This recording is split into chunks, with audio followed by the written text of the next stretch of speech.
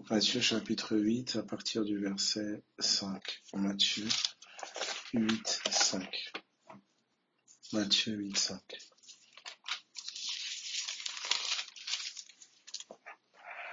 Merci Jésus. Donc je lis. Comme Jésus entrait dans Capernaum, un centenier l'aborda, le priant et disant: Seigneur, mon serviteur est couché à la maison, atteint de paralysie et souffrant beaucoup. Seigneur, mon serviteur est couché à la maison, atteint de paralysie et souffrant beaucoup. Donc ici, bien sûr, c'est une paralysie physique, mais quelle que soit la forme de paralysie, au nom de Jésus-Christ, prends ça là pour toi. S'il y a quelque chose qui te paralyse d'une manière ou d'une autre, ça peut être une situation, ça peut être une mentalité, ça peut être une maladie, quelle que soit la chose au nom de Jésus qui te paralyse, d'accord? Au nom de Jésus-Christ de Nazareth, que cette parole puisse vraiment te trouver, au nom de Jésus. Donc il dit, voici, mon serviteur est couché à la maison, atteint de paralysie et souffrant beaucoup. Dans Luc chapitre 7, à partir du verset 1er, c'est le même passage. Prenons Luc 7, verset 1er. Luc 7, verset 1er. Et Luc 7, 1. Dites-moi si c'est OK. Donc Luc 7, 1, je lis. Après avoir achevé tous ses discours devant le peuple qui l'écoutait, Jésus entra dans Capernaum. Un centenier avait un serviteur auquel il était très attaché et qui se trouvait malade sur le point de mourir. Voyez, il avait un centenier, il avait un serviteur auquel il était très attaché. Il se trouvait malade et sur le point de mourir. De l'autre côté, Matthieu nous dit, un centenier l'abordant en priant, disant: Seigneur, mon serviteur est couché à la maison, atteint de paralysie et souffrant beaucoup. Ce que Luc nous précise, c'est que le centenier était très attaché. Il était très attaché à ce serviteur-là. C'est quelqu'un qu'il aimait. Donc au nom de Jésus-Christ de Nazareth, s'il y a quelqu'un à qui tu es très attaché et qui peut-être souffre, quelle que soit la souffrance, au nom de Jésus, que cette parole, que ce Jésus-là, que cette parole-là soit vivante pour toi, au nom de Jésus, qu'elle soit vivante pour toi. Alors il dit, je retourne dans Matthieu, retournons dans Matthieu, Matthieu, lui je lis. Donc voici, il dit, comme Jésus entrait dans Capernaum, un centenier l'aborda en priant et disant,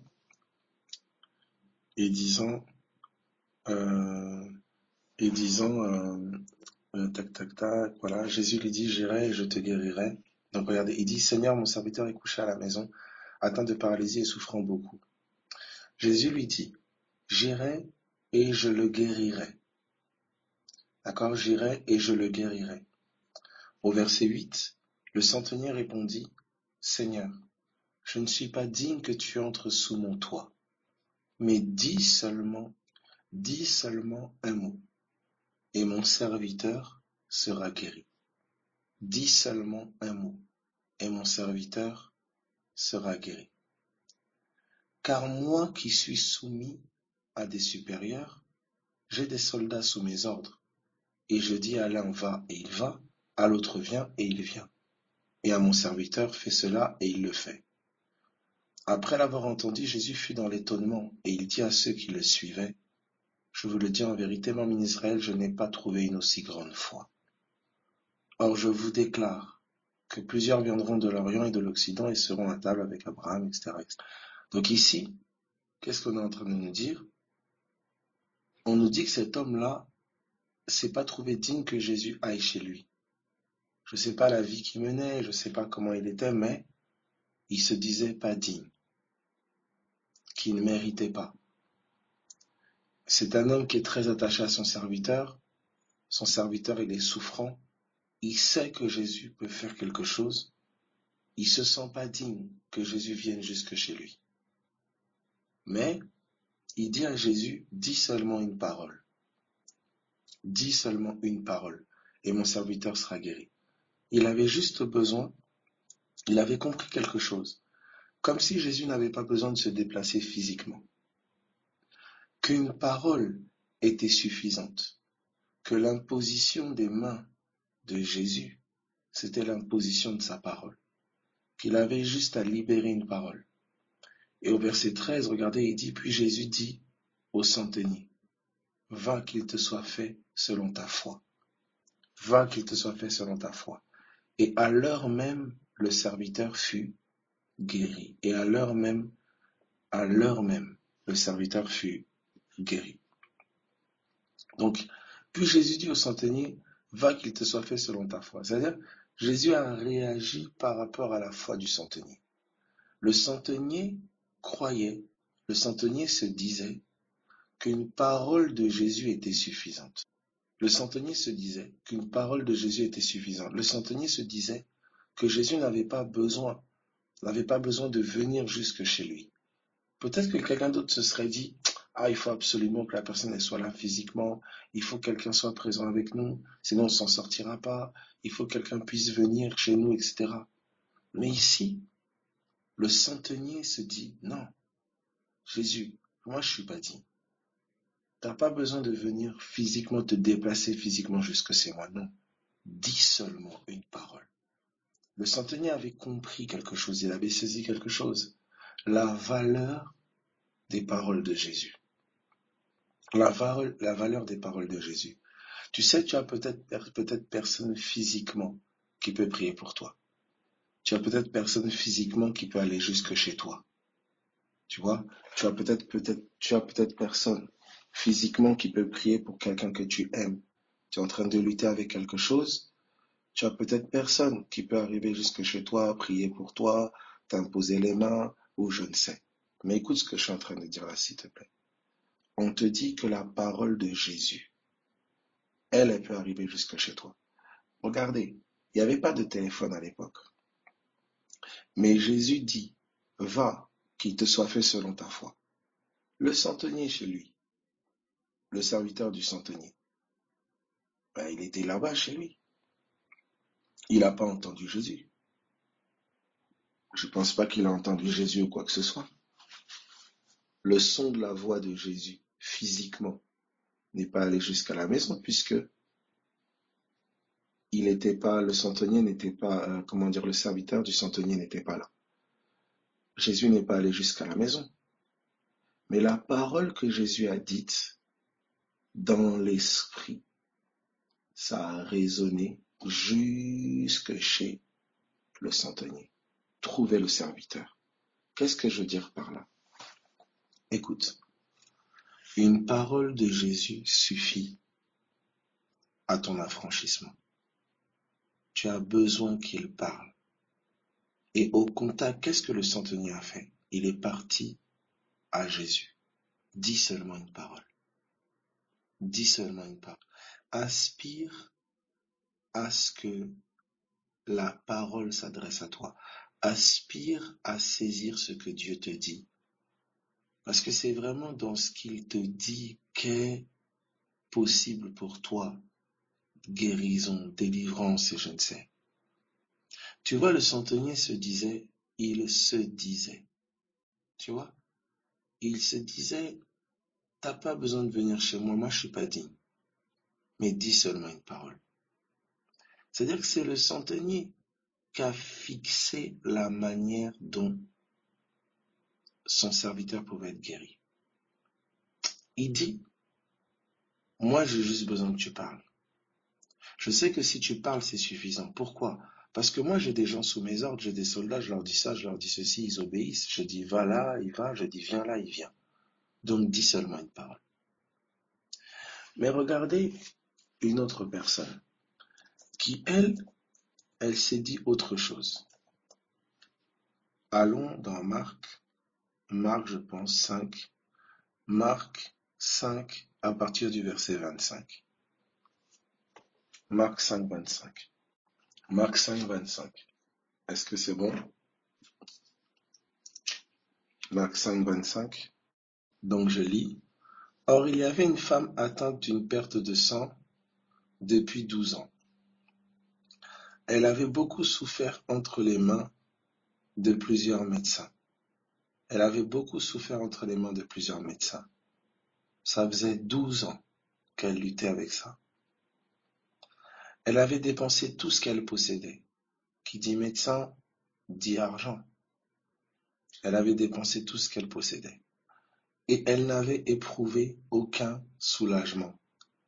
Donc malgré toutes ces dépenses de médecin et autres, elle a éprouvé aucun soulagement.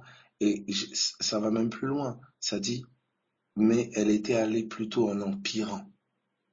Sa situation s'est même empirée. Ayant entendu parler de Jésus, vous entendez ça? Ayant entendu parler de Jésus, elle vint dans la foule par derrière. Même pas par devant, mais par derrière. Et toucha son vêtement. Elle n'avait pas besoin que tout le monde voie, tu vois, qu'elle vienne par devant, que tout le monde voit que madame, elle vient demander la guérison. Et non, elle voulait juste toucher son vêtement. Pourquoi? Car elle disait, oui, comme le centenier romain lui-même se disait quelque part, elle aussi, elle disait, si je puis seulement toucher ses vêtements, je serai guéri. Lui, le centenier, il a dit, dis seulement une parole, mon serviteur sera guéri. Elle a dit, si je puis seulement toucher son vêtement, je serai guéri. Donc elle a fixé sa guérison par le toucher du vêtement. Le centenier romain a fixé sa guérison par la parole que Jésus devait décréter. Au même instant, la perte de sang s'arrêta, elle sentit dans son corps qu'elle était guérie de son mal. Regardez ceci. Jésus connut aussitôt en lui-même qu'une force était sortie de lui. Et se retournant au milieu de la foule, il dit, mais qui a touché mes vêtements? Donc, Jésus sent qu'une force sort de lui. Cette femme-là, regardez bien s'il vous plaît, elle a pris sa guérison. Elle l'a pris. Jésus n'a même pas donné son avis. Jésus n'a même pas dit, écoute, tiens, sois guéri au nom de Jésus. Non, elle a pris. La foi te donne, la confiance en Dieu te donne de puiser dans sa promesse. C'est toi qui donnes le ton. C'est toi qui fixes. Dès l'instant où tu places ta confiance dans ce que Dieu a promis, la vie promise, c'est toi qui te sers. Tu te sers dans la ressource divine. Tu te sers dans cette vie que Dieu a pourvue pour nous. Dieu a tant aimé le monde qu'il a donné sa vie. Tu te sers. Tu te sers. Tu saisis. Voici comment il est dit ici. Elle se dit en elle-même. Le centenier, il se dit aussi. Elle s'est dit, si je touche son vêtement, je serai guéri. Lui, le centenier a dit, dis seulement une parole, je serai guéri. Ils ont fixé la manière dont ils allaient être guéris. Et qu'est-ce que Jésus dit? Tu vois la foule qui te presse, verset 31, ses disciples disent, tu vois la foule qui te presse et tu dis, qui m'a touché? Et il regardait autour de lui pour voir celle qui avait fait cela. Donc, il y avait plein de gens qui le touchaient. Les disciples d'ailleurs disent, mais maître, tu vois la foule autour de toi et tu dis, qui m'a touché? Qu'est-ce qui faisait la différence entre le toucher de cette femme et le toucher de la foule? Elle a touché en se disant que. Je répète, elle a touché en se disant que. Regardez ceci. Elle continue, il dit, la femme effrayée et tremblante, sachant ce qui s'était passé en elle, vint se jeter à ses pieds et lui dit toute la vérité. Mais Jésus lui dit, ma fille, ta foi t'a sauvée, va en paix. Et sois guérie de ton mal. Regardez s'il vous plaît. Juste au-dessus, on vous dit au verset 29, au même instant, la perte de sang s'arrêta. Et elle sentit qu'elle était guérie de son mal. Jésus n'a pas parlé. Je répète. Au verset 29, elle dit, au même instant, la perte de sang s'arrêta. Et elle sentit dans son corps qu'elle était guérie de son mal. Au même instant. Mais pourtant, au verset 34, Jésus lui dit, va, ma fille, ta foi t'a sauvée. Va en paix et sois guérie. Elle a déjà été guérie de son mal en touchant. Ça veut dire que ce que Jésus disait était ce qui était déjà établi par la foi. Est-ce que quelqu'un est en train de comprendre ce que je dis? Oh là là, Seigneur Dieu. Est-ce que ça va? Donc Jésus était témoin de l'œuvre du Saint-Esprit. Alléluia. Vous entendez ça? Cette femme-là, quand elle a touché Jésus, on dit, au même instant, la perte de sang s'arrêta et elle sentit dans son corps qu'elle était guérie de son mal. Au même instant. Mais Jésus, regarde, il dit, ta foi t'a sauvé. Parce que tu as cru, c'est déjà fait. Il fait que témoigner de ce que la foi a déjà réalisé. Alléluia. Tu entends ça? Ça veut dire que la confession, c'est pas pour faire. La confession confesse ce qui a déjà été fait. La confession confesse ce que la foi a déjà établi. Cette femme, sa foi a établi sa guérison par le toucher du vêtement. Jésus dit, sois guéri de ton mal. Sa bouche a libéré la parole que la foi a établie. Le centenier romain, lui, il a dit, dis seulement une parole. Jésus l'a regardé, il dit, qu'il soit fait selon ta foi. Va. Il apparaît. Qu'est-ce qu'on est en train de découvrir là, s'il vous plaît, écoutez.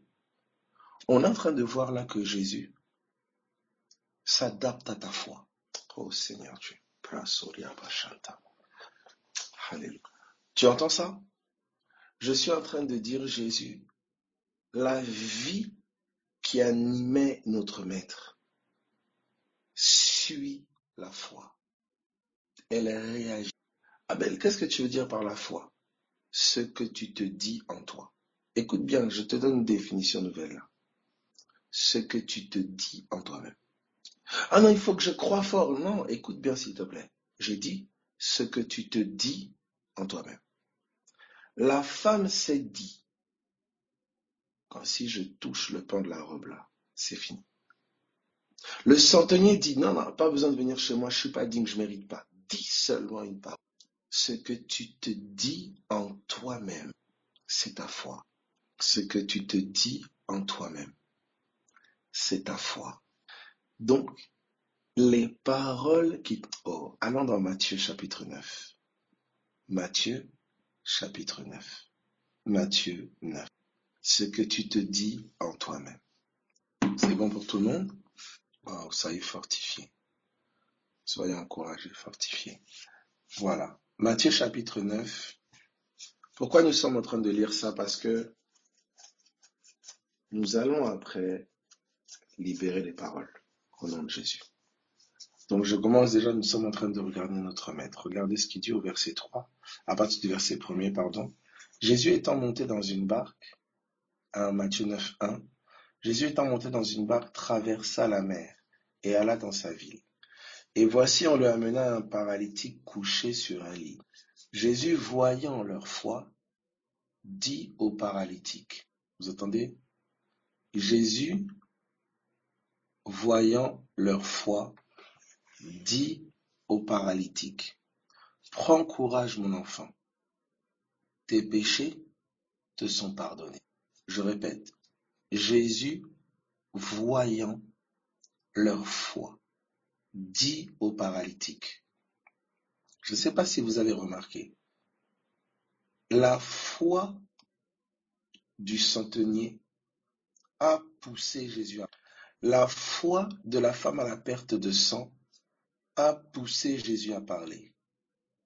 La foi de ces hommes-là a poussé Jésus à parler. Écoute s'il te plaît. Je prie que ce que tu te dis en toi pousse le Saint-Esprit à parler. Écoute, aie confiance en Dieu. La confiance que tu places en lui stimule la parole. Et c'est cette parole qui te sauve. C'est cette parole qui te délivre. Fais confiance à ton Dieu. Il t'a dit des choses, fais-lui confiance. Regardez ce qui est dit ici. Voyant leur foi, il dit. Voyant leur foi, il dit. Vous voyez un peu?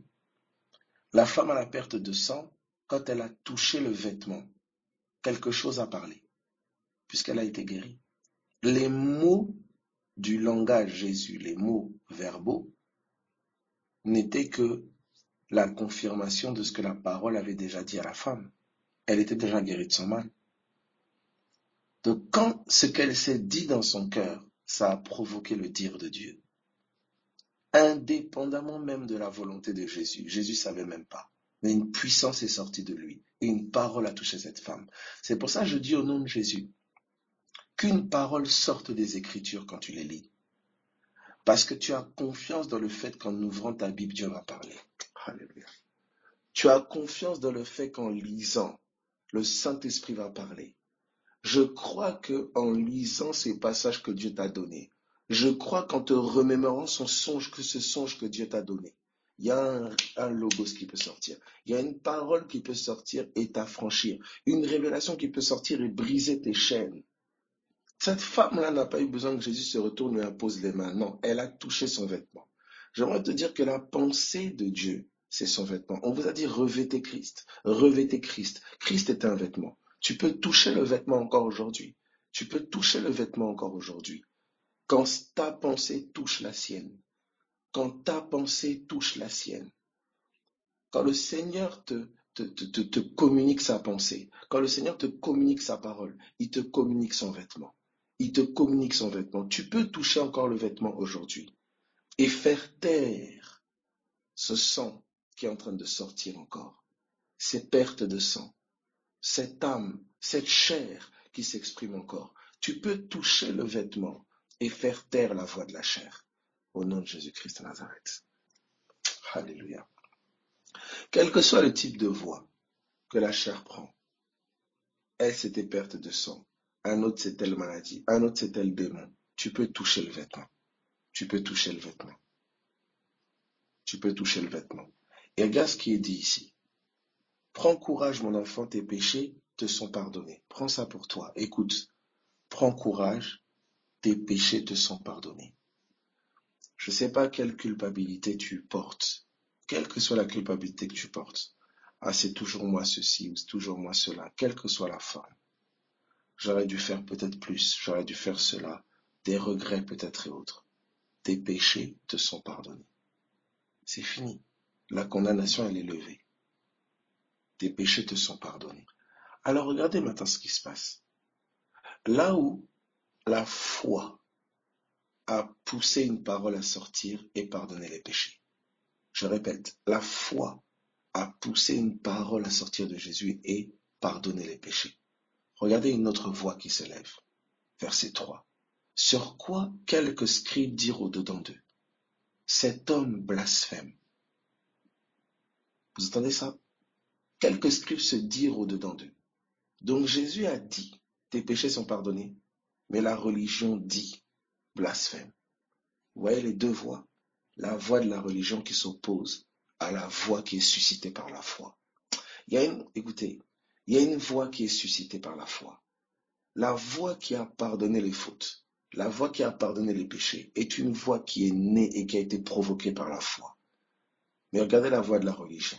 Cet homme blasphème. Et on est dit au verset 4, et Jésus, connaissant leurs pensées, dit, pourquoi avez-vous de mauvaises pensées dans vos cœurs? Pourquoi? Pourquoi avez-vous de mauvaises pensées dans vos cœurs? Il dit, car lequel est le plus aisé? Qu'est-ce qui est le plus facile? Lequel est le plus aisé de dire? Tes péchés sont pardonnés? Ou de dire, lève-toi et marche? Or, regardez bien, quand Jésus a dit, tes péchés sont pardonnés, cet homme-là ne savait sans doute pas qu'il était guéri. Ces hommes-là sont venus amener un paralytique couché. Jésus, voyant leur foi, il n'a pas guéri le paralytique. On dirait, mais en fait, il l'a guéri en pardonnant ses péchés. Donc en fait, le pardon était la guérison. Donc si Jésus-Christ à la croix, par sa mort, ça a été le pardon accordé à toute l'humanité, c'est que ça a été aussi la guérison. et la restauration accordée à tous. Et si le pardon était synonyme de guérison, alors la culpabilité peut être synonyme de maladie. Est-ce que quelqu'un peut évoluer avec moi? Est-ce que ça va? Je répète, si le pardon a été là synonyme de guérison, alors la culpabilité, l'accusation, la honte peut être synonyme. C'est pour ça que je prie au nom de Jésus-Christ de Nazareth que quelle que soit la honte que tu as pu ou que tu peux porter depuis des années, de choses peut-être que tu as vécues que tu n'as osé dire à personne, au nom de Jésus, que cette honte soit levée maintenant. Le Seigneur sait, te voit, te connaît et tu es pardonné. La honte est levée. Quelles que soient les choses que tu as pu faire, les choses que les gens peut-être ne sont pas au courant. Tu le culpabilises. Peut-être pour un avortement. Peut-être pour des choses, dont tu rougis aujourd'hui de honte. Écoute attentivement. Tu es pardonné. La honte est levée. Il n'y a plus de condamnation. La parole, par son amour, Dieu te dit, c'est terminé. Ton péché est pardonné.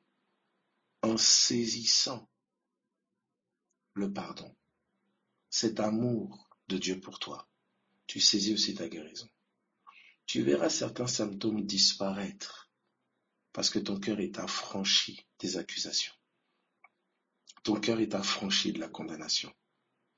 Il y a certains symptômes qui sont le fruit de honte, d'accusation, de choses entretenues dans le cœur. Et un cœur guéri est une santé restaurée. Regardez ce qui est dit. Il dit lequel est le plus aisé de dire. Donc verset 5, verset 6. Or, afin que vous sachiez que le Fils de l'homme a sur la terre le pouvoir de pardonner les péchés. Lève-toi, dit-il au paralytique, prends ton lit et va dans ta maison. Et il se leva et s'en alla dans sa maison. Donc avant même qu'il dise au paralytique de se lever, vous voyez, lui était où? Sur le pardon des péchés. Donc Jésus avait discerné que la paralysie de cet homme était due à la paralysie de son cœur par la culpabilité. La culpabilité, la condamnation qui paralyse ton cœur peut paralyser ton corps aussi. Et la condamnation et la culpabilité qui est levée par le pardon de Dieu, par son amour qu'il a manifesté à la croix pour toi, peut lever la paralysie dans ton corps au nom de Jésus, ou les maux dans ton corps au nom de Jésus. C'est pour ça que je dis au nom de Jésus-Christ de Nazareth, tu es pardonné, tu es pardonné, tu es aimé. Que toute condamnation, culpabilité, quelle que soit levée au nom de Jésus. Je prendrai encore quelques passages et on va prier. Vous voyez ici, on retrouve encore cette réalité-là. Lequel est le plus aidé de dire, tes péchés sont pardonnés. Il lui dit, après au verset 6, or afin que vous sachiez que le Fils de l'homme a sur la terre le pouvoir de pardonner les péchés, lève-toi, dit-il au paralytique, prends ton lit et va dans ta maison. Et il se leva et s'en alla dans sa maison. Quand la foule vit cela, elle fut saisie de crainte et elle glorifia Dieu qui a donné aux hommes un tel. Luc, chapitre 13. Luc 13, à partir du verset 10. Luc 13, 10. Est-ce que ça va jusque-là pour tout le monde? Mettez Y si c'est OK pour tout le monde. Gloire à Jésus. Gloire à Jésus. En tout cas, on est 45 à être là à 6 heures du matin. Que le Seigneur vous bénisse, vous fortifie tellement qu'il vous fortifie. Dans Luc chapitre 13 à partir du verset 10, voici ce qui est dit. Jésus enseignait dans une des synagogues le jour du sabbat. Et voici, il y avait là une femme possédée d'un esprit qui la rendait infirme depuis 18 ans. Elle était courbée et ne pouvait pas du tout se redresser. Lorsqu'il la vit, Jésus lui adressa la parole et lui dit, « Femme, tu es délivrée de ton infirmité. » Écoutez bien. Quand il la vit, Jésus lui adressa la parole. Il lui adresse cette parole, il lui dit, « Femme, tu tu es délivré de ton infirmité. Tu es. Pas tu seras. Tu es délivré de ton infirmité. Et il lui imposa les mains. À l'instant, elle se redressa. Il l'a déclaré délivré de son infirmité avant qu'il ne lui impose les mains, avant qu'elle ne soit redressée. Et regardez ce qu'il va dire. Il lui imposa les mains, verset 14, mais le chef de la synagogue, indigné de ce que Jésus avait opéré cette guérison un jour de sabbat, vous voyez encore la religion encore qui... Vous voyez, la religion, elle est comme... Elle a un sérieux problème avec la foi vivante. Vous voyez? Parce que l'essence du système religieux, c'est un système qui prétend suivre Dieu, mais qui est foncièrement incrédule. Donc c'est de l'incrédulité déguisée, vous voyez, par des pratiques qui prétendent être la foi en Dieu. Je répète, la religion, c'est de l'incrédulité déguisée, derrière des rituels et des pratiques qui prétendent suivre Dieu. C'est de l'incrédulité déguisée. Regardez ce qui est dit ici. Mais le chef de la synagogue, donc indigné, ensuite, au verset 15, Jésus, voici ce qu'il répond. Hypocrite, lui répondit le Seigneur. Est-ce chacun de vous le jour du sabbat ne détache pas de la crèche son bœuf et son âne pour le mener boire? Et cette femme qui est une fille d'Abraham et que Satan tenait liée depuis 18 ans. Voilà ce que je voulais toucher. Satan tenait cette femme liée depuis 18 ans. Il la tenait liée avec quoi? Écoutez bien. Jésus au verset 12, il dit, tu es délivré de ton infirmité. Jésus a parlé avant de poser les mains à cette femme, avant qu'elle ne se redresse physiquement. Il a libéré une parole pour délier cette femme. Quelqu'un comprend ce que je dis? Il a libéré une parole pour délier cette femme. Pourquoi? Ce dos courbé pendant 18 ans, c'était la conséquence d'un Satan, vous voyez, qui la tenait liée. Donc physiquement, on voyait un dos courbé, mais spirituellement, Satan la tenait liée. Il fallait que quelqu'un parle. Il fallait que quelqu'un délie. Est-ce que quelqu'un comprend ce que je dis? Est-ce que ça va? Il dit, tandis qu'il parlait ainsi, tous ses adversaires étaient confus et la foule se réjouissait de toutes les choses glorieuses qu'il faisait. D'accord? Ok. Ça, c'est le premier point que je pose. Matthieu, chapitre 9.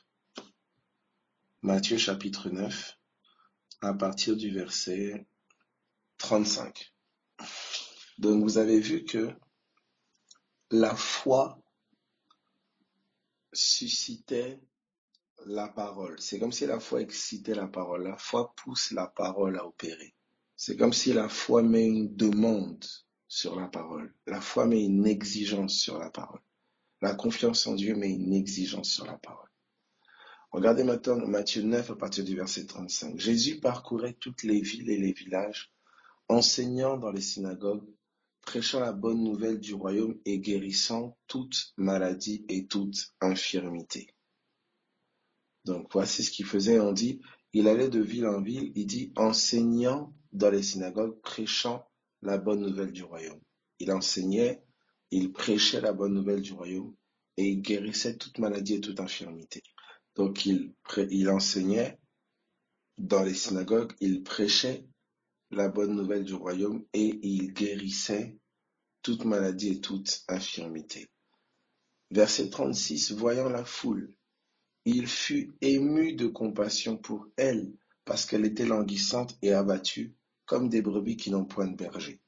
Donc Jésus est en train d'enseigner, il prêche, il guérit les malades et les infirmités, et en fait, à un moment, il voit la foule, il est ému de compassion parce que il se rend compte, c'est comme des brebis qui n'ont pas de berger. voyez, le berger s'occupe des brebis, il prend soin d'elles, il les nourrit, etc. Il dit là, il voit comme des brebis malmenées par l'ennemi. Voyez, le berger protège ses brebis. Et là, il voit des brebis malmenées par le diable, malmenées par l'ennemi, parce qu'elles n'ont pas de berger. Et au verset 37, alors il dit à ses disciples, la moisson est grande, mais il y a peu d'ouvriers. Priez donc le maître de la moisson d'envoyer des ouvriers dans sa moisson. Donc Jésus enseignait, il prêchait, il guérissait les malades et à un moment il voit qu'il y a trop de gens. Il y a trop, la moisson est grande. Il y a trop d'âmes de brebis sans berger. Il y a trop de brebis qui n'ont pas de gardien, qui n'ont pas de berger, qui n'ont personne pour intercéder pour elles, pour se positionner pour elles. Jésus voit et dit, il y en a trop. Et donc il se tourne vers ses disciples, il dit, priez pour que le maître de la moisson envoie des ouvriers. Et quand vous allez au chapitre 10, voici maintenant le chapitre 10. Qu'est-ce que je veux montrer par là? Je veux montrer que le disciple-là est né d'un constat d'amour, un constat de compassion.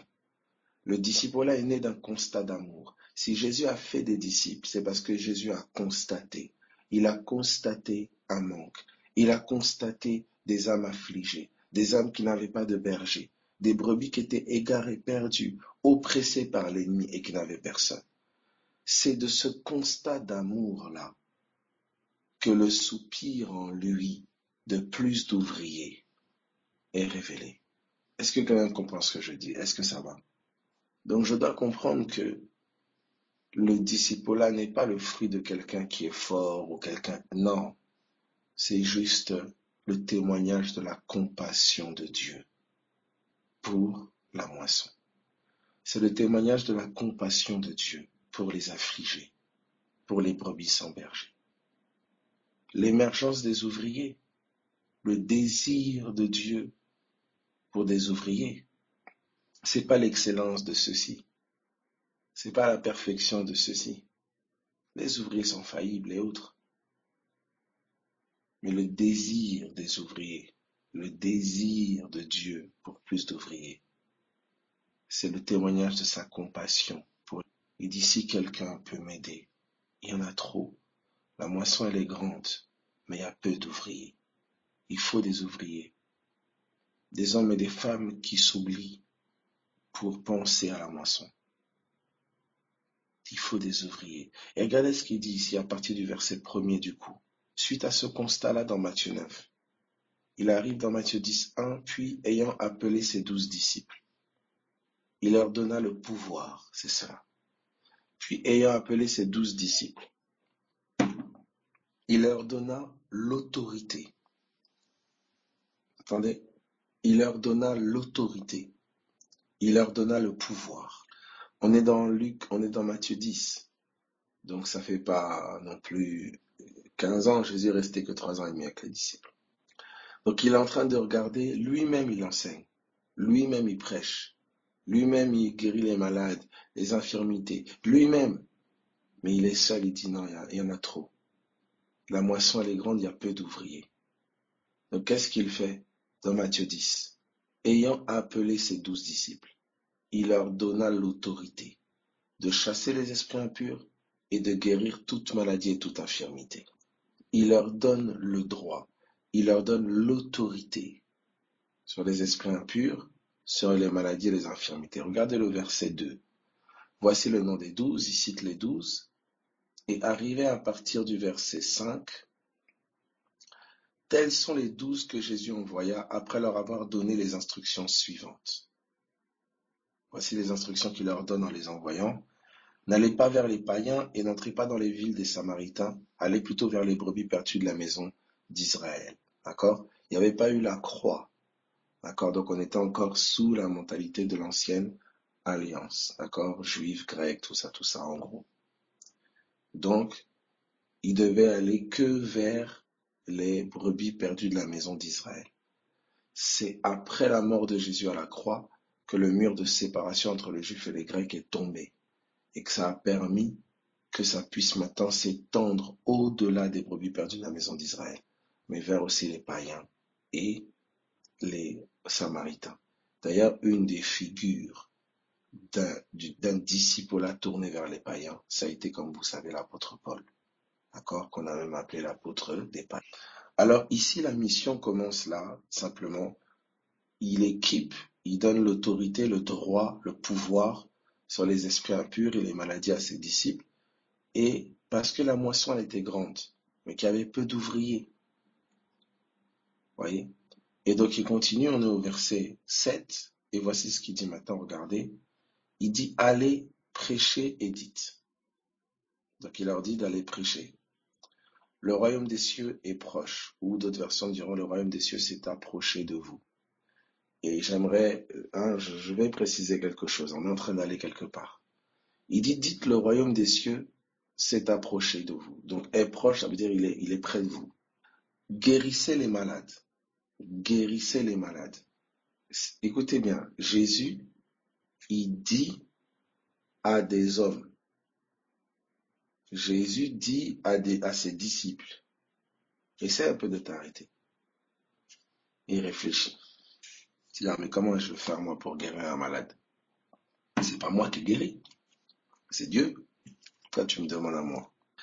Et si quelque chose avait été placé en toi qui te permet de, je répète, et si quelque chose avait été placé en toi qui te permet de, regarde ce qui est dit. Guérissez les malades, ressuscitez les morts, purifiez les lépreux, chassez les démons. Vous avez reçu. Vous avez reçu. Et si on avait reçu quelque chose? Vous avez reçu gratuitement. Donnez. Donnez. Donc c'est toi qui donnes. Tu donnes quoi? La guérison, la purification, la résurrection, la liberté. Donnez. Gratuitement. Ne prenez donc ni argent, ni or, ni monnaie, etc. etc. Est-ce que ça va jusque-là pour tout le monde? Ok. Ok, très bien. Donc maintenant, je vais avec vous dans 1 Jean 4. 1 Jean, chapitre 4, à partir du verset 17. 1 Jean 4, 17. Donc je lis. Tel il est, tel nous sommes.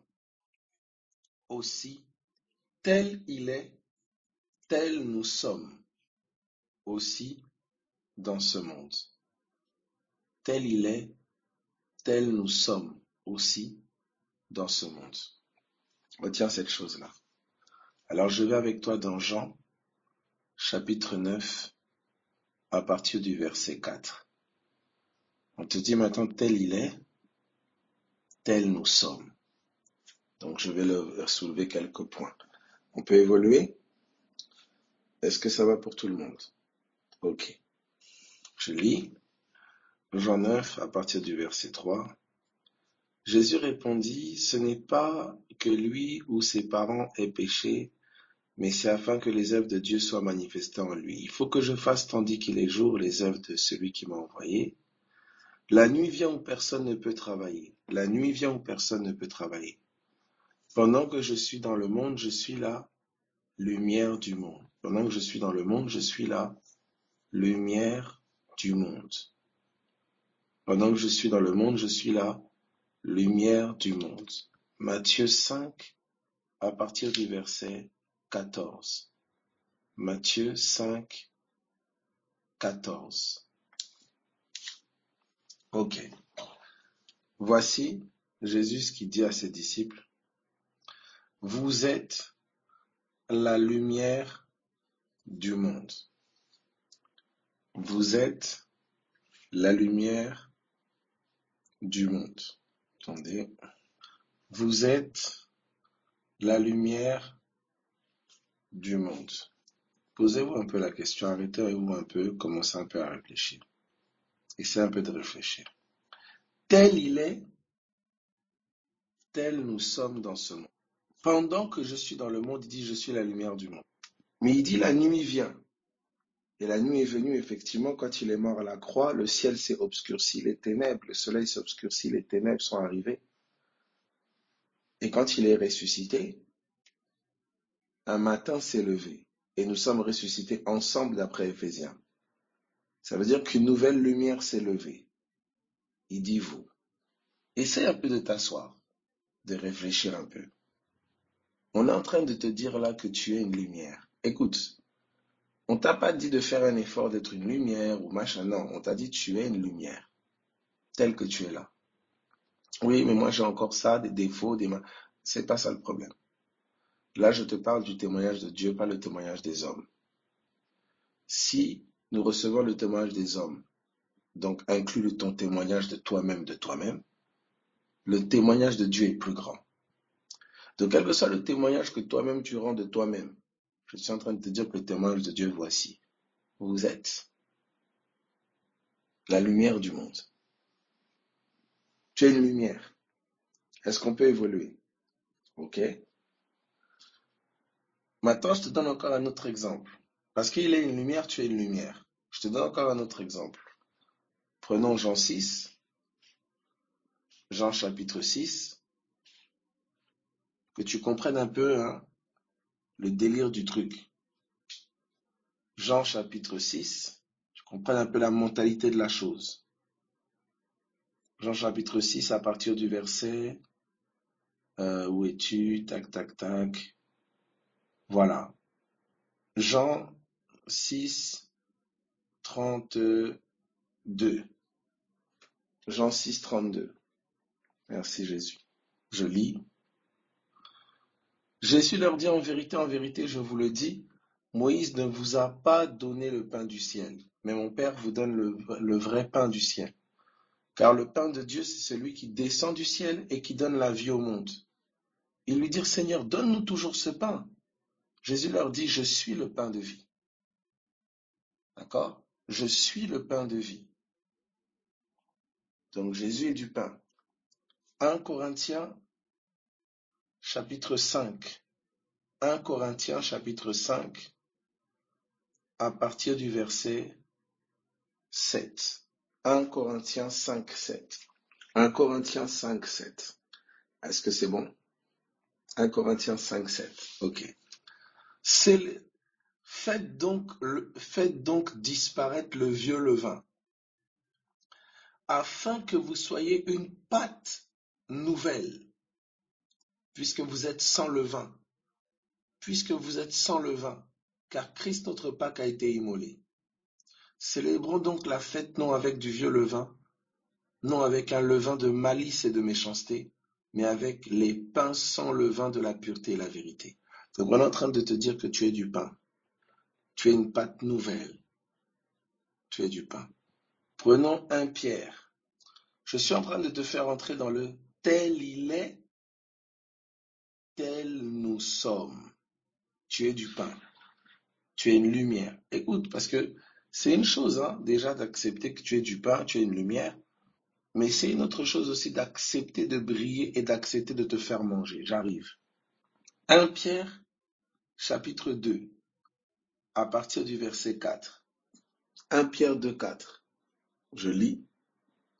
Approchez-vous de lui, pierre vivante, rejetée par les hommes. Donc Jésus était une pierre vivante, rejetée par les hommes, mais choisie et précieuse devant Dieu. Mais choisie et précieuse devant Dieu. Et vous-même comme des pierres vivantes, édifiez-vous pour former une maison spirituelle. Donc lui-même était une pierre vivante. Toi-même tu es aussi quoi? Une pierre vivante. Est-ce qu'on peut évoluer? Ok, donc, il est lumière, tu es lumière. Il est pain, tu es pain. Il est une pierre vivante, tu es une pierre vivante. Et on peut aller comme ça pour tout. Il est sacrificateur, tu es sacrificateur. Il est roi, tu es roi. C'est pour ça qu'on l'appelle le roi des rois. Tu es roi. Donc en fait, tel il est, tel nous sommes dans ce monde. Maintenant, je prends encore une chose. Ça veut dire que tout ce que tu vois de lui, tu le vois de toi. Je répète, tout ce que tu vois de lui, tu le vois de toi. Donc le découvrir, c'est te découvrir. Est-ce qu'on peut évoluer? Je répète, tu n'as pas à essayer d'être. Tu as à contempler qui tu es. Tu as à contempler qui tu es. Tu as accepté. Il n'y a pas un truc de faire un effort pour trouver mon identité. Je sais pas quoi. Non. Quand je le regarde, je me regarde. Nous avons été incorporés en lui. Tel il est, tel nous sommes dans ce monde. Alors regardez maintenant, on va comprendre maintenant l'importance du coup de regarder Jésus, de prêcher Jésus, de présenter Jésus. C'est très important. Donc s'il est le crucifié, je suis aussi crucifié. S'il est ressuscité, je suis aussi ressuscité avec lui. S'il est lumière, je suis aussi lumière. Ça veut dire que il fait jour quand je suis là. Il fait nuit en mon absence. Est-ce que tu sais que quand tu as été envoyé à ce travail, Dieu a dit que la lumière soit. Ton arrivée était la déclaration de la lumière de la part de Dieu. Et je le partageais il n'y a pas longtemps. Tellement que tu as les yeux sur toi et sur un témoignage de toi ou des gens ou des choses, tu n'es même pas conscient que c'est toi qui es lumière à cet endroit. Maintenant, si une lumière, on l'allume et qu'on la met sous un boiseau, qu'elle ne brille pas, à quoi sert-elle? Que l'ampoule soit, on met l'ampoule et elle ne s'allume pas. C'est problématique. Alors regardez maintenant ce qu'on me dit. Je vais avec vous dans Habakkuk.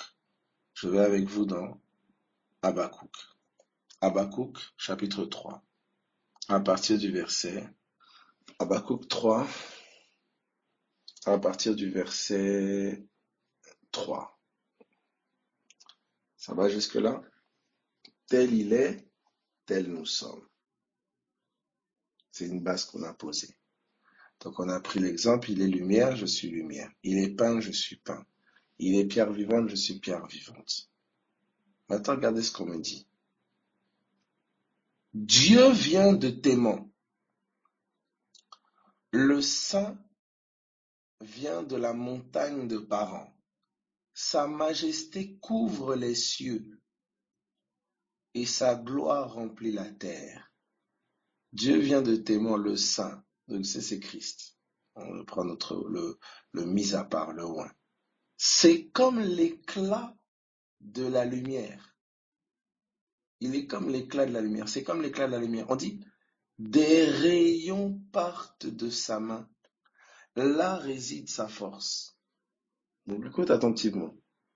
On te dit que c'est comme l'éclat de la lumière et on te dit que les rayons, tu vois les rayons, c'est ce qui sort de la lumière. C'est les rayons de la lumière qui parviennent jusqu'à toi. C'est les rayons du soleil. On dit, les rayons partent de sa main. Donc tu vois, je vais plus loin avec toi. Tu vois que ta main là, tu vois pourquoi c'est un des fondements, l'imposition des mains. Parce que c'est une des voies de brillance. La lumière que tu es, elle déploie ses rayons aussi quand tu poses tes mains. Tu entends ça?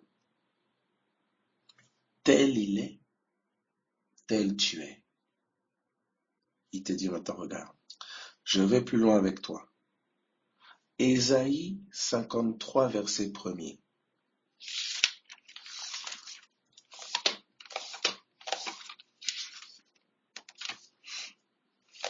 Ésaïe 53, verset 1er.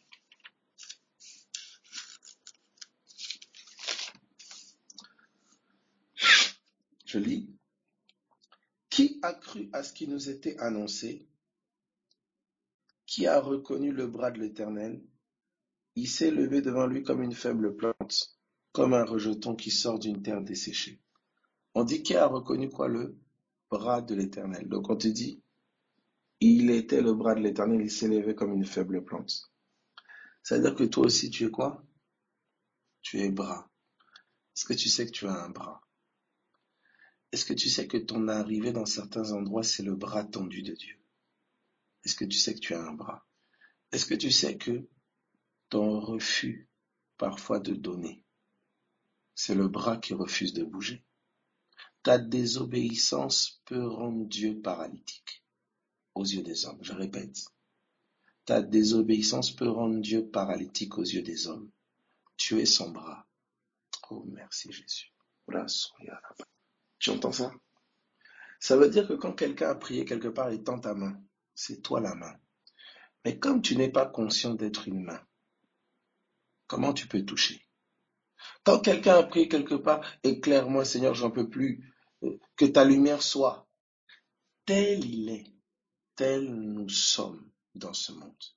Et là, il me dit ici, au travers de ce passage-là, écoute s'il te plaît, parce que Jésus est la justice de Dieu. Est-ce que tu sais que tu es la justice? Ça veut dire que ta présence, c'est la présence de la justice. Écoute-moi, j'ai pas dit te faire justice, j'ai pas dit essayer de parler, non. J'ai dit ta présence suffit à ce que des choses rentrent dans l'ordre, parce que tu es. Tu es. J'ai pas dit tu as, j'ai dit tu es. Voilà pourquoi quand tu poses tes mains, la justice pose ses mains. Voilà pourquoi quand tu imposes la main, la lumière vient toucher. C'est pas ce que tu fais, c'est qui tu es. Et ce que tu es, c'est le Saint-Esprit par une démonstration qui le révèle. C'est pour ça que notre amour à nous ne réside pas dans une multitude d'œuvres. Non, c'est notre essence, notre ADN. C'est qui nous sommes. C'est-à-dire que tu peux poser les mains sur quelqu'un, il commence à ressentir l'amour de Dieu. Alors que toi, tu n'es pas quelqu'un forcément de plein d'émotions, je ne sais, non. Mais c'est parce que ton être spirituel est amour. Il est. La religion nous a formatés pour essayer d'être, au lieu de nous enseigner à accepter ce que nous sommes. Et c'est la ruse, je répète, la religion nous a formatés à essayer d'être, au lieu de nous enseigner à accepter qui nous sommes. C'est cette ruse-là dès le jardin d'Éden. Manchetant, vous deviendrez comme Dieu. Ils étaient déjà à l'image de Dieu. Alors, tout ce qu'on est en train de décrire là, c'est pas dans la chair, c'est dans l'esprit. Tu es. Donc écoute s'il te plaît. Si Christ est la délivrance, est-ce que tu sais que tu es délivrance? Oh Seigneur Jésus. Tu es. Alors, j'allais dire, concentre-toi sur qui tu es, mais il y a beaucoup d'enseignements parfois qui circulent, c'est oui, tu dois connaître ton identité en Christ, ton identité en Christ. Et les gens vont dans une espèce de connaissance d'identité selon la chair. Mais écoute-moi, c'est pas de ça que je parle. C'est pas la chair qui cherche à trouver son identité, non. C'est une identité qui est révélée par le Saint-Esprit. Écoute-moi, c'est pas seulement qui tu es, mais c'est aussi qu'est-ce que tu es. Parce que du pain, c'est pas quelqu'un, c'est quelque chose selon l'homme charnel. Mais dans l'esprit, notre pain est quelqu'un.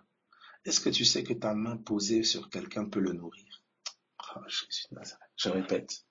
Est-ce que tu sais que ta main posée sur quelqu'un peut le nourrir? Que ta présence au contact de quelqu'un peut le nourrir? Tu sais que tu es du pain. Jésus, le pain de vie, Jean 6. Alors le pain s'est multiplié. Tu es. Tu es. N'essaye pas d'être. Grandissons, maturons dans la connaissance de ce que Dieu a fait de nous en Christ. Nous sommes. À quoi ça ressemble de raisonner comme une lumière? À quoi ça ressemble la mentalité d'une lumière? Est-ce que ça va pour tout le monde? Tu es. Gloire à Jésus. Alors on va prier là où tu es. Donc si tu as une douleur quelque part peut-être, tu poses la main là où tu as mal. Si c'est pour la révélation, pose la main sur tes yeux, sur ta tête ou je ne sais, ou pose la main même sur ton cœur. Ta main est la main de Jésus. Je prie maintenant au nom de Jésus-Christ de Nazareth. Alléluia. Je prie au nom de Jésus-Christ de Nazareth que tes oreilles là où tu es, qu'elle soit ouverte dans le nom de Jésus. Oreilles, ouvrez-vous. Entendez distinctement au nom de Jésus. Au nom de Jésus. Je prie pour que les oreilles physiques, autant que les oreilles spirituelles, soient ouvertes. Au nom de Jésus. Oreilles, ouvrez-vous. Au nom de Jésus-Christ de Nazareth. Je prie que toute voix de malédiction, toute voix de douleur se taise maintenant au nom de Jésus. Douleur, silence, tais-toi dans le nom de Jésus-Christ de Nazareth. Je prie maintenant, douleur, quitte les corps maintenant dans le nom de Jésus-Christ de Nazareth. Seigneur, merci pour ta grâce. Écoute attentivement. Pendant que je suis en train de parler comme ça, tu essayes, là où tu avais mal, tu touches, tout ça, machin, etc. Tu essayes au nom de Jésus-Christ de Nazareth. Je prie maintenant au nom de Jésus. Toute pensée de dépression, de tristesse, de colère, de haine et autres au nom de Jésus, je commande maintenant la paix de Dieu sur toi. Je prie et je commande maintenant l'amour de Dieu sur toi au nom de Jésus là où tu es. Que la paix de Dieu te remplisse. Que la paix de Dieu te remplisse au nom de Que la paix de Dieu te remplisse là où tu es au nom de Jésus-Christ de Nazareth. Je prie que ta langue soit déliée. Si ta langue est déliée d'une manière ou d'une autre au nom de Jésus-Christ de Nazareth, lié pour annoncer la parole, lié pour parler en langue, lié pour témoigner de sa vie, lié pour témoigner de son amour, quelle que soit la cause, la raison pour laquelle ta langue était liée, au nom de Jésus, qu'elle soit déliée maintenant. Au nom de Jésus, langue soit déliée maintenant, dans le nom de Jésus-Christ de Nazareth.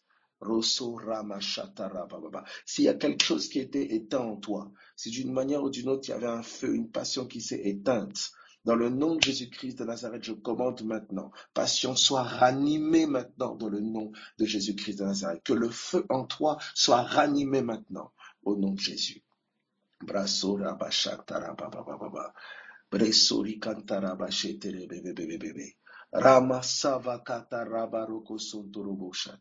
Seigneur, merci pour ton amour et ta grâce.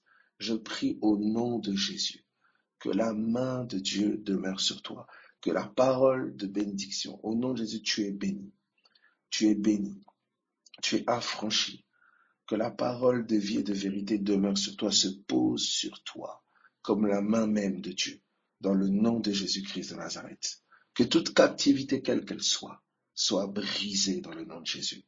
Que tout lien que l'entité a établi au niveau de tes membres et autres, ton dos bloqué, tes membres bloqués, ou je ne sais, au nom de Jésus, que tu sois délié maintenant, débloqué maintenant dans le nom de Jésus-Christ de Nazareth.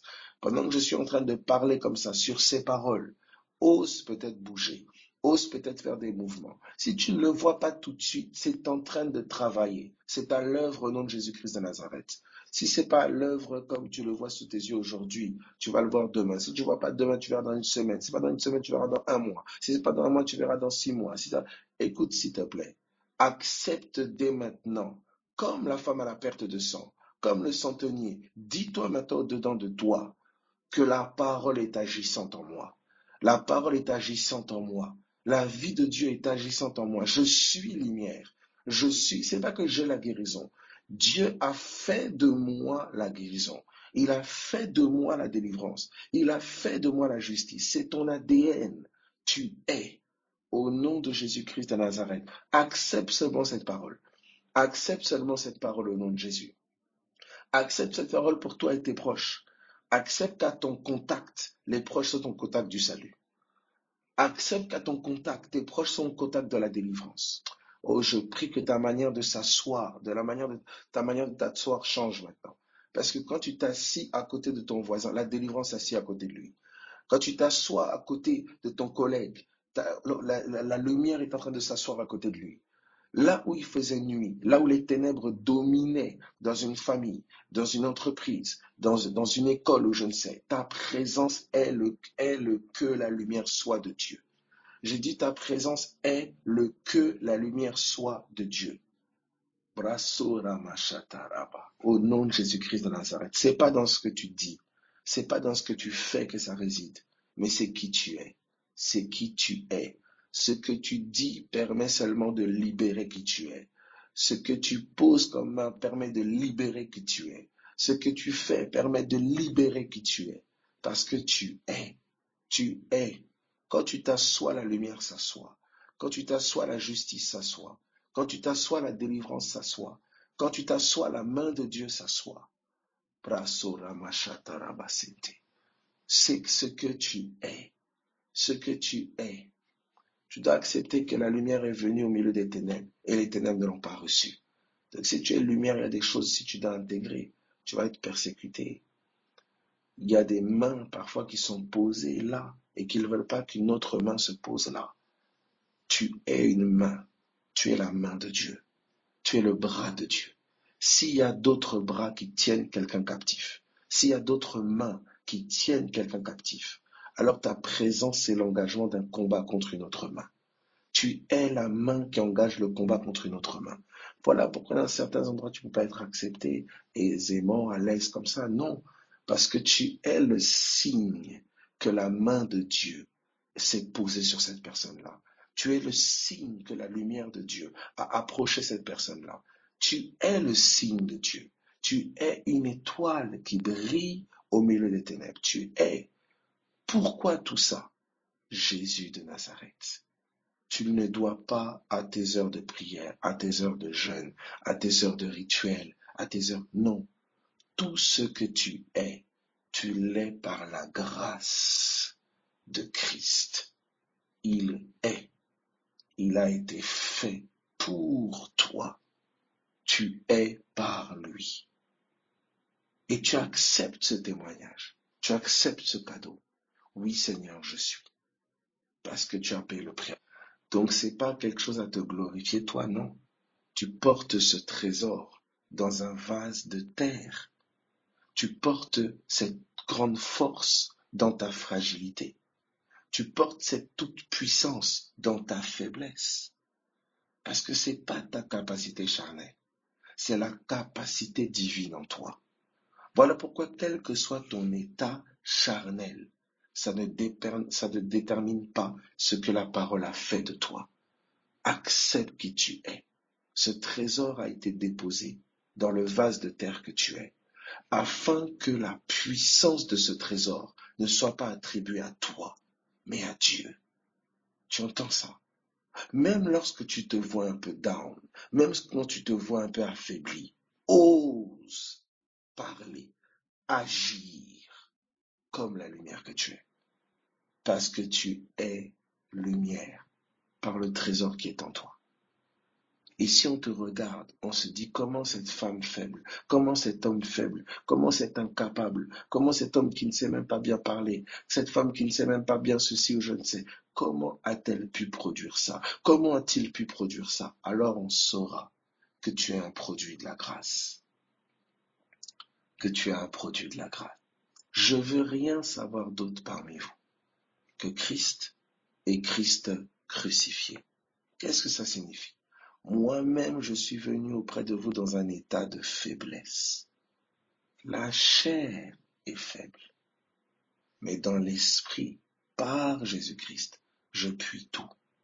Mais il me montre maintenant, pose les mains, parle. La lumière scintille, se déploie quand tu commentes, quand tu poses la main. Par ta présence, la lumière est. Quand tu bouges, la lumière bouge. Quand tu t'assois, la lumière s'assoit. Quand tu touches, la lumière touche de ses rayons. Sois fortifié là où tu es. Sois encouragé, c'est pour ça c'est ma prière. Je prie que les yeux de nos cœurs soient illuminés au nom de Jésus-Christ de Nazareth. Je prie que les yeux de nos cœurs soient illuminés.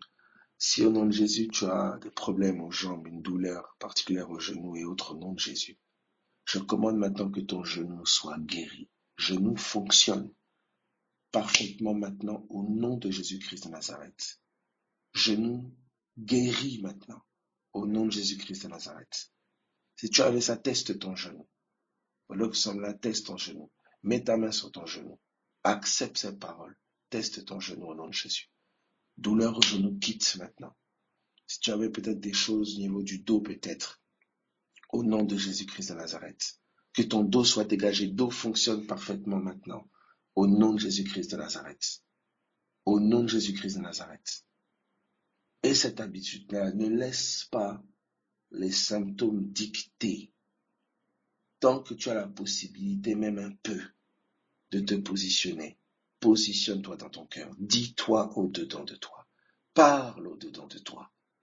Parle au-dedans de toi. Parle quoi? Le témoignage de Jésus. Parle le témoignage de Jésus au-dedans de toi. Parle le témoignage de Christ au-dedans de toi. Seigneur, tu es la guérison en moi, la vie qui coule en moi, ton sang coule en moi.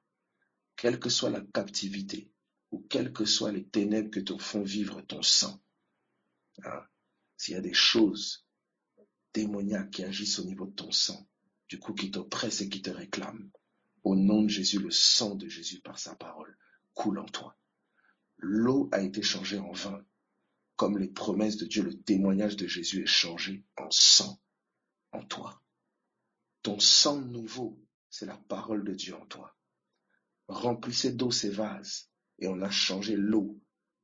Tu dois te remplir de la parole pour que cette parole soit changée en sang, soit changée en âme et que ton âme devienne l'âme de Jésus.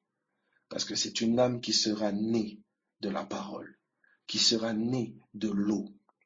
Au nom de Jésus-Christ de Nazareth. Voilà pourquoi je prie que tu sois rempli d'eau, que tu sois rempli des promesses de Dieu, que tu sois rempli du témoignage de Jésus-Christ. Christ ma lumière, alors que ton sang soit éclairé. Christ ma guérison, alors que ton sang soit guéri. Christ ma paix, alors que ton sang, la paix soit injectée dans ton sang. Christ ma liberté, alors que ton sang soit affranchi. Au nom de Jésus-Christ de Nazareth, que le témoignage de Christ soit solidement établi en toi. Solidement établi en toi, dans le nom de Jésus. Et quand il est solidement établi en toi, ose commencer à bouger sur ça. Oh, je suis la lumière. Ok, j'accepte ça. Tu vas au travail. La lumière va au travail. Là où tu es assis. Oh Seigneur Jésus. Le Saint-Esprit va commencer à t'inspirer. Si tu gardes le témoignage de Jésus en toi, le Saint-Esprit, écoute, on l'a vu tout à l'heure, non? La femme à la perte de sang a entendu parler de Jésus. Elle a entendu un témoignage de Jésus. Elle s'est dit en son cœur, si je touche son vêtement. Ce qu'elle avait entendu parler et dire de Jésus a suscité en elle des dires. Ça a suscité en elle des dires. Ça a suscité en elle la foi. Je prie que le témoignage que Christ est ta lumière suscite en toi des dires, que ça suscite en toi une inspiration, que ça suscite en toi des pensées nouvelles, dans le nom de Jésus-Christ de Nazareth, que tu n'essayes plus de convertir qui que ce soit. Tu es le salut. Ô Seigneur Jésus, Christ est en toi, ta présence est l'annonce, ton attitude est l'annonce. Ce que Christ a fait de toi est le message. Tu es témoin. Merci Jésus. Mais ce qu'il a fait de toi, il n'y a que le Saint-Esprit qui peut le démontrer. C'est pour ça que ce n'est pas discours persuasif de la sagesse, mais démonstration de l'Esprit et de puissance. Il n'y a que l'Esprit qui peut démontrer qui tu es. Toi, accepte que tu es. Laisse le Saint-Esprit démontrer. Accepte. Église, accepte ça. Accepte ce que Christ a fait de toi. Tu es os de ses os, chair de sa chair. Il est lumière, tu es lumière. Il est pain, tu es pain. Il est paix, tu es paix. Tu es. C'est pas tu as, tu es. Les hommes qui ont vu Jésus, ceux qui étaient aveugles, ils l'ont crucifié. Mais ceux qui ont cru, ils ont été impactés. Ceux qui sont aveugles te crucifieront, te calomnieront. Mais ceux qui voient, ils saisiront le Jésus qui est en toi, afin que ce Jésus s'établisse aussi en eux. Ne te décourage pas pour ta famille, pour tes proches, pour ton entourage. Accepte qui est Jésus. Nourris ton cœur. Fortifie ton homme intérieur.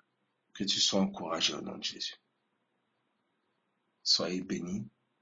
Soyez fortifiés. On se dit rendez-vous à midi.